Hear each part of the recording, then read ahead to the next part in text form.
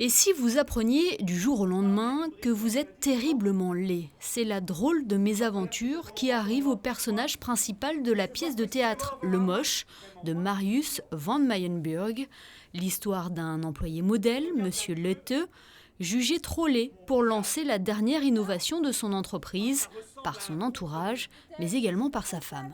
Ce n'est pas que je te trouve moche. Mais Non, la question n'est pas ce que je trouve ou ce que je ne trouve pas, mais tu es moche. Enfin, c'est une réalité. Personne ne peut penser autre chose en te voyant. Moi, ça me dépasse que tu ne le saches pas. Comment veux-tu que je le sache si personne ne me le dit? C'est flagrant, ça saute aux yeux.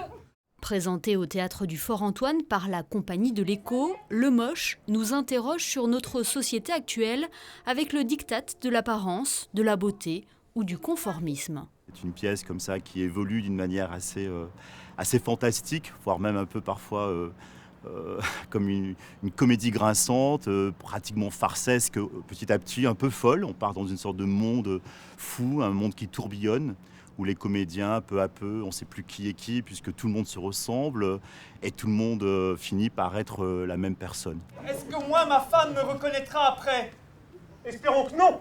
Face à sa moquerie et à sa laideur soudainement mise à jour, Letteux décide alors de se faire opérer le visage, une opération qui va le faire renaître au point d'être envié par son entourage. C'est en écho avec notre société où tout le monde cherche à se ressembler, à ressembler à un modèle, d'autant plus avec la globalisation de la culture, des médias, de la télé, des modèles standards. Tout le monde cherche à avoir exactement le même style, les mêmes habits, les mêmes signes d'appartenance à tel ou tel milieu.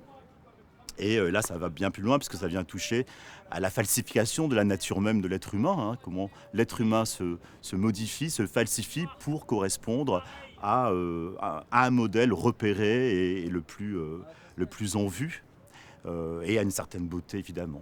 La plupart des gens seraient heureux de vous ressembler. Mais c'est précisément ça le problème, il y en a trop. Trop de quoi? De gens que vous rendez heureux avec mon visage. Sur scène, les comédiens endossent le rôle de plusieurs personnages, amenant le spectateur à développer son imaginaire, une mise en scène et des textes rythmés qui nous font méditer sur l'élément central de la pièce, la beauté formatée ou la perte d'identité face au regard de l'autre.